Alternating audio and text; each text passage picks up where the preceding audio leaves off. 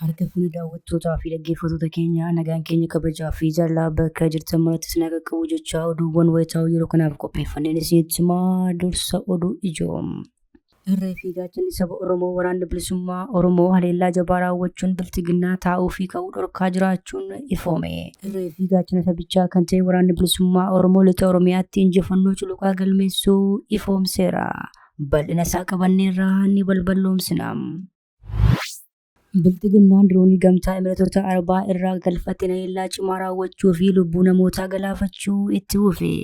Godinaalee Arsii fi Shawaa Bahaa keessatti haleellaan diroonii kun namoota nagaa irratti yoo raawwatamu dirooniin sirnichaa ammoo rukutamee kufuutu gabaafame.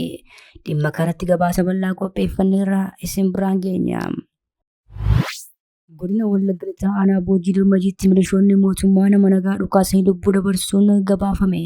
Namni lubbuun darbe abbaa ilmaan shaniiti jedhame. Bifuma wal fakkaatuun godina Arsii Bahaa aanaa Balee Gaskaarittis milishoonni bulchaa ajjeesuun dhagahameera. Isinis bal'ina isaanii dhageessu. Qondaalli biltiginnaa tajaajiltoota mana kiristaanaa walitti qabuun walgahii erga gaggeessanii booda haalli cimeeraa nu kadhadhaa jechuun waamicha taasisan. Kantiibaan magaalaa Finfinnee aangoo karaa seeraa malee fonqolcha mootummaatiin hin ta'u jedhaati amantoota keessan barsiisaas jedhaniiru. Gama biraan jiraattonni magaalaa Finfinnee lafa akka deemanis gaafataman. Gabaasa bal'aa qindeeffanneerra ni balballoomsina. Iraan namoota 3 amajjii keessa yeroo mormiin mootummaa irratti guutummaa biyyattii keessatti gaggeeffametti poolisoota 2 ajjeesuun yakkamuudha jedhaman fannisuu ishee Reuters maddeen oduu mana murtii Iraan kan ta'e Miizaan eeruun gabaaseera. Kanas ni dhageessu. Odeeffannoo wayitaawaa Impaayirtii fi Oromiyaa keessaa yeroo yerootti argachuudhaaf toora YouTube chaanaalii kana subscribe, like, share taasisaa jechaan gara oduu bal'aan qopheeffanneetti isin dabarsa. Irree fi gaachanni saba Oromoo waraanni bilisummaa Oromoo haleellaa jabaa raawwachuun biltiginnaa taa'uu fi ka'uu dhorkaa jiraachuun ifoome. Irree fi gaachana sabichaa kan ta'e waraanni bilisummaa Oromoo lixa Oromiyaatti injifannoo culuqaa galmeessuu ifoomseera.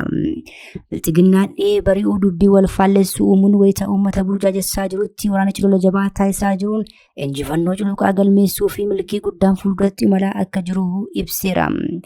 Qondaalonni waraanaa biltiginnaa dhiyeenya kana muddama keessa seenuudhaan olola shanii balleessineera jedhuu fi shaniin baandaara jedhu Abiyyi dabalatee dhageessisaa turaniiru. አሁን ኦሮሚያ ውስጥ ሸኔን ያጠፉት ህዝቡ እምቢ ልክ በሆነ ቦታ ሲያልፍ ለምሳሌ ከዚህ ተነስቶ ቆብ የሚሄድ ካለ መሃል ላይ እሪ ይላል። Irree fi gaachanni sabichaa woboon garuu haleellaa biltiginnaan lafoo fi dirooniidhaan geggeessu damdamachuudhaan kaampii waraanaa biltiginnaa to'achaa loltoota faashistii Abiyyi hedduu ajjeesaa fi booji'aa jiraachuu ifoomsa. Guyyaa kaleessaas godina Wallagga Lixaa aanaa taasisuu magaalaa Gooreetti haleellaa tasaa raawwachuun waraanichi ifoomseera. Woboon tiksitoonni Impaayirtii kun osoo hin eegin riphee haleeluudhaan 3 battalatti irraa ajjeesuu fi hedduu ammoo madeessee meeshaalee waraanaa garaagaraa irraa hiikkachuu beeksise. Haleellaa woboo kanaan rifaatu guddaa keessaa kan seenan humnoonni waraanaa biltiginnaas wal qorachaa fi waldhaa jiraachuu maddeen ifoomsaniiru. Biltiginnaan doonii gamtaa Imireetota Arabaa irraa galfatte haleellaa cimaa raawwachuu fi lubbuu namootaa galaafachuu itti fufe. Godinaalee Arsii fi Shawaa Bahaa keessatti haleellaan diroonii kun namoota nagaa irratti yoo raawwatamu dirooniin sirnichaa ammoo rukutamee kufe. Pirezidaantiin biltiginnaa Abiyyi Ahmad obboleessa koo jedhanii kan waaman pirezidaantii gamtaa Imireetota Arabaa Bin Zaayid irraa fi Tarkii irraa diroonii galfachuun waggoota darban lubbuu ilmaan Oromoo fi lammiilee Oromiyaa 60,000 hedduu galaafataniiru. Guyyaa kaleessaa fi dheengaddaas dirooniin sirna biltiginnaa kun godinaalee Arsii fi Shawaa Bahaa keessatti haleellaa cimaa raawwachuu fi sakattii guddaa taasisaa turuutu gabaafame. Dirooniiwwan Turkii Baayaktaraa 2 fi heelikoopteroonni boomber MiG 23 fi 35 godina Shawaa Bahaa aanaa dugdaa gandoota akka Dararaa Daalachaa, Shuubii Gaamoo, Waldaa Maqdallaa, Waldaa Qallinaa, Warabbuu Qallinaa fi kanneen biroo haleelaa turaniiru jedhame. Haleellaa qilleensa raawwatamaa jiru kanaan miidhaa guddaan lubbuu namaa fi qabeenyaa irra gahuu jiraattonni himaniiru. Haleellaan kun gaafa biyyootessa 16 bara 2026 godina Shawaa Bahaa aanaa Adaamee Tulluu Jiddoo Kombolchaa ganda Aluutoo jedhamutti sa'aatii 12 irraa eegaluun bifuma wal fakkaatuun diroonii fi heelikoopteraan raawwatamaa turuutu ifoome. Kana malees haleellaa wal fakkaataan godina Arsii Bahaa aanaa Zuwaay Dugdaatti raawwatameera. Kana malees sakattiinis jabaateera jedhame. Kana duraa qondaalonni waraanaa biltiginnaa meeshaa waraanaa jabanaa qabnaa mana amantaa keessatti illee yoo ta'e dirooniidhaan uummata haleellaa jechuun aadachuun ni yaadatama. ካሁን በኋላ ይመታል ቤተክርስቲያን ውስጥ ከሆነ ቤተክርስቲያኑ ይመታል። መሳሪያ ይዞ ከመሳሪያ ከያዘ ጋር ተቀላቅሎ የሚመጣ ህዝብ በለው ወጣት በለው ምን በለው ይመታል። አብሮ ቀልድ የለም፣ መመታት አለበት። Kanaatu jiruun sirnichaa rukutamee kufuun ammoo dhaga'ame. Biltiginnaan garee RSF cinaa hiriiruun waraana Sudaan keessatti hirmaachaa kan jiru yoo ta'u, humni waraanaa Sudaan ammoo diroonii Itoophiyaa hiriiraan kuffisuu suur-sagaleen dabaalee gabaasa baaseen ifoomseera. Dirooniin rukutamee kufee kun kan oomisha dhaabbata Tarkii yoo ta'u, biltiginnaan maallaqa uummataan bitee deebisee uummata isaa kan ittiin lafarraa daguugaa turedha jedhame. Godina Wallagga Lixaa aanaa Boojjii Birmajiitti milishoonni biltiginnaa nama nagaa dhokaasanii lubbuu dabarsuun dhagahame. Namni lubbuun darbee abbaa ilmaan 5 ta'utu ifoome. Godina Arsii aanaa Balee Gasgaarittis milishoonni bulchaa ajjeesuun dhagahameera. Leenjii fi naamusa waraanaa kan hin qabne milishoonni biltiginnaa ajjeechaa suukkanneessaa raawwachaa jiraachuun saaxilame. Milishoonni faashistii Abiyyi kun godina Wallagga Lixaa aanaa Boojjii Birmajii ganda ammumaa agalootti qonnaan bulaa bultii tolaa dheeressaa jedhaman kan saawwu jalaa dhukkubsateennaan osoo bishaan dhugduu waraabuu fi deemanii milishoonni konkolaataa itti dhufuu maatiin ni himu. Naannawaa sanatti namoota dirqiidhaan qabanii leenjii waraanaa geessuun waan barameef namni kun konkolaataa milishaa gaafa argu riphee dhokatee jedhan. Achumaan karaa irraa jalaa dabee dhokachuu maatiin himu. Milishoonni konkolaataa irra taa'anii turan isa argaa waan turaniif nama rifatee dhokate kanatti dhokaasanii lubbuu isaa dabarsuu maatiin himaniiru. Gochaa milishoota kanniiniitiin gadduu kan dubbatan maatiin milishaan dhokaasee lubbuu nama nagaa dabarse kun yeroo ammaa to'atamuu ibsaniiru. Haa ta'u malee Sudaanii gadhiisu jedhu akka qaban eeranii mootummaan nama yakka hojjete kana seeraan murtiin akka itti kennu gaafataniiru. Dheengadda ammoo godina Arsii aanaa Balee Gasgaaritti bulchaa gandaa Maariqaa kan ta'an obbo Turee Huseenii fi dargaggoon Fuwaad jedhamu milishaa faashistii Abiyyiin ajjeefamuu kaleessa gabaasni turre. Poolisoonni Oromiyaa tibbanaa milishoota kana walitti qabanii akka isaanitti baadiyyaa keessa imalanii namoota nagaa maqaa hidhata waboo qabdu jedhuun ajjeesuu danda'a irratti leenjii kennaa fi turuu suur-sagaleen nu qaqqabee ni agarsiisa. Waa bahii keessoo karaa qaxxaamuraa maal fayyadamtanii sirriitti konkolaataan deemne yoo dhiifneyyuu walumaa gala kiiloomeetirii 8.5 qaxxanii deebitan jechaadha. Warri shawwatee konkolaataadhaan gala jiraachuu mala. Baay'een jiraata jedhee yaadu hooggantoota dabalatee jechuudha. Garuu namni kan keenya parsantiin 90 guyyaa lammaffaatti guyyaa jalqabaa kiiloomeetirii 14 deeme guyyaa lammaffaa kiiloomeetirii 17 deeme. Qondaallee biltiginnaa tajaajiltoota mana kiristaanaa walitti qabuun walgahii erga gaggeessanii booda haalli cimeeraatiin nu kanadhaa jechuun dhagahame. Kantiibaan magaalaa Finfinnee kun aangoo karaa seeraa malee fonqolcha mootummaatiin hin ta'u jedhaati amantoota keessan barsiisaas jedhaniiru. Gama biraatiin ammoo jiraattonni magaalattii lafa akka deeman gaafataman.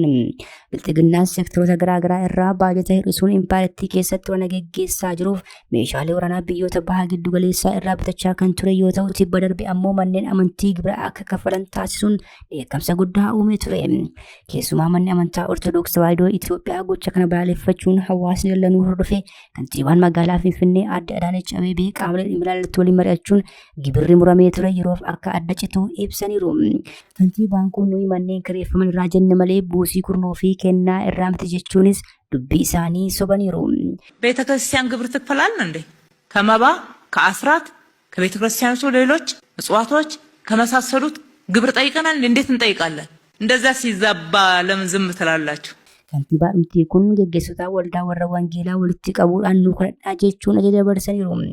Aadde Adaanech Abeebee itti dabaluudhaan amantoota keessan yeroo barsiiftan aangoon karaa nagaa qofa malee fonqolcha mootummaatiin hin danda'amu jedhaa jechuunis dubbii akeekkachiisa of keessaa qabu dabarsaniiru. ለመንግስት እና ለመንግስት አመራሮች መጸለይ ቃሉ ያዛችሁም እንዴ? እንዴት ፖለቲካ ይሆናል? Nuto kanaan jiru jiraattonni magaalaa Finfinnee konkolaataa fayyadamuu lafa deemuu akka qaban kantiibaan kun ergaa dabarsuun ifoome. Impaayiritti hanqina boba'aaf saaxilamuun yaaddoo guddaa keessa seentee wayita jirtutti kantiibaan magaalaa Finfinnee Aadde Adaanech Abeebee ammoo jiraattonni fageenya gaggabaabaa konkolaataa dhiisuudhaan lafa deemuu akka qaban ajajaniiru. Ministeerri geejjibaa fi loojistikii Dr. Alamuu Simees ergaa dabarsaniin mana tokko keessaa konkolaataa 2 ol kan qaban yeroof waliin tokko qofaa akka fayyadaman waamicha godhaniiru. የኤሌክትሪክ አውቶቡሶች፣ የኤሌክትሪክ ሚኒባሶች፣ የኤሌክትሪክ ራይዶች ስላሉ ወደዛ ሽፍት ካደረግን ነዳጃችንን እንቆጥባለን፣ ከዋጋ ንረቱም ራሳችንን እንከላከላለን። ሶስተኛ መኪና መጋራት፣ ተሽከርካሪ መጋራት። ቤተሰብ 10 ልጅ ያለው 5 ልጅ ያለው ሀብታም ቤተሰብ 5 መኪና 10 መኪና ኖሮት ከሆነ አሁን ለሀገር ብሎ ለህዝብ ላይ የሚመጣው አደጋ ብሎ ሀገር እንድትቀጥል ይሄ እንቅስቃሴው ያለችንን ነዳጅ በቁጠባ እንድንጠቀም ተሽከርካሪን ሰብሰብ ብሎ መጠቀም ያስፈልጋል ማለት ነው። Iraan namoota 3 amajjii keessa yeroo mormiin mootummaa irratti guutummaa biyyattii keessatti gaggeeffametti poolisota 2 ajjeesuun yakkamuudha jedhaman fannisuu ishee Rooyiters madda oduu mana murtii Iraan kan ta'e Miizaan Eeruun gabaase. Manni murtichaa akka jedhetti namoonni kunneen ajjeechaa yakkamoo ta'uun isaanii fi namoonni murtichaa akka jedhetti namoonni kunneen ajjeechaan yakkamoo ta'uun isaanii fi gara Israa'eelii fi Yuunaayitid Isteet garuu dabalatee Waaqayyo irratti waraana banuun yakkamoo ta'aniiru jedhe. Mormiin mootummaa irratti ka'e kun jalqaba sababa dinagdeetiin ka'uun booda gara sadarkaa guutummaa biyyattiitti mootummaa Iraan balaaleffachuutti guddate.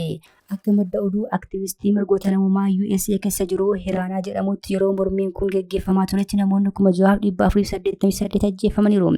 Lakkoofsi namoota ajjeefamanii kun daa'imman 236, dubartoota 76 akkasumas milishootaa fi humnoota mootummaa 207 ajjeefamuutu himame. Kabajamtoota hordoftoota keenya oduu sa'aatii kanaaf qabannee dhiyaanne kana gaammaatti hordoftan ture. Oduu biraan hanga walitti deebi'utti nagaa ta'a.